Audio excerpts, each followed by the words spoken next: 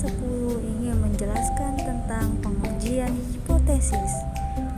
Hipotesis berasal dari kata hypo yang artinya lemah dan tesa yang artinya pernyataan. Hipotesis berarti pernyataan yang lemah, atau secara metodologi hipotesis berarti jawaban sementara terhadap permasalahan penelitian yang kebenarannya harus diuji secara empiris. Hipotesis suatu pernyataan yang masih lemah kebenarannya dan perlu dibuktikan, atau dugaan yang sifatnya masih sementara. Hipotesis ini perlu untuk diuji, kemudian diterima atau ditolak. Pengujian hipotesis suatu prosedur yang akan menghasilkan suatu keputusan di keputusan menerima atau menolak hipotesis. Jenis-jenis hipotesis. Yang pertama, hipotesis satu arah, hipotesis dua arah, hipotesis nol, hipotesis alternatif, hipotesis komparatif, dan hipotesis korelatif. Hipotesis satu arah apabila dugaan penelitian menuju ke satu arah dalam kurung arah positif atau negatif. Contoh, peneliti menduga bahwa ada peningkatan status gizi anak balita yang mendapat makanan tambahan lebih baik daripada anak balita yang tidak mendapatkan makanan tambahan. Itu merupakan contoh dari arah positif. Kemudian contoh yang kedua itu, peneliti menduga bahwa ada penurunan kecemasan dalam menghadapi persalinan setelah konseling. Berikut merupakan contoh dari arah negatif. Hipotesis dua arah apabila dugaan penelitian menunjukkan dua arah. Contoh, diduga ada perbedaan proses persalinan antara yang diberi senam hamil dengan yang tidak diberi senam hamil.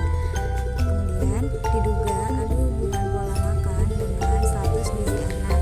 Dan yang terakhir, diduga ada pengaruh umur ibu terhadap berat badan lahir. Hipotesis nol atau HO, sebuah hipotesis yang berlawanan arah dengan teori yang akan dibuktikan. Dugaannya selalu diawali dengan kata tidak ada. Contoh, tidak ada perbedaan berat badan lahir antara ibu perokok dengan ibu bukan perokok. Kemudian, tidak ada hubungan jenis pekerjaan ibu dengan lama menyusui ibunya. Kemudian, tidak ada pengaruh lingkungan rumah terhadap kejadian ISPA pada balita. Hipotesis alternatif atau HA, hipotesis yang selalu berhubungan dengan teori yang akan dibuktikan. Dugaan selalu diawali dengan kata ada. Contohnya, ada perbedaan berat badan lahir antara ibu perokok dengan ibu bukan perokok. Kemudian, ada hubungan jenis pekerjaan ibu dengan lama menyusuinya.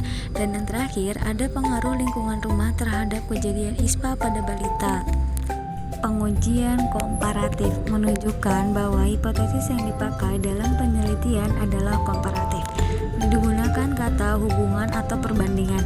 Contoh, ada perbedaan peningkatan berat badan bayi antara yang diberi pemijatan bayi dengan tidak diberi pemijatan bayi. Kemudian, ada hubungan antara tingkat pendidikan ibu dengan pemilihan jenis kontrasepsi.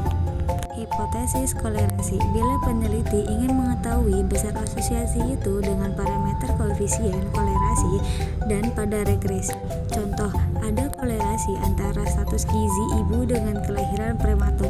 Kemudian ada kolerasi kejadian hipertensi dengan solusio plasenta. Kesalahan dalam pengujian hipotesis. Kenyataan, HO benar dan HO tidak benar. Keputusan, HO menolak. Kesalahan tipe 1, oke. Tidak menolak HO, oke. Kesalahan tipe 2. Dua kesalahan yang perlu dicegah dalam pengujian hipotesis. Hipotesis HO diterima, keputusan benar, keputusan salah, salah jenis 2. Ditolak, keputusan salah, salah jenis 1, dan keputusan benar. Sekian penjelasan dari kelompok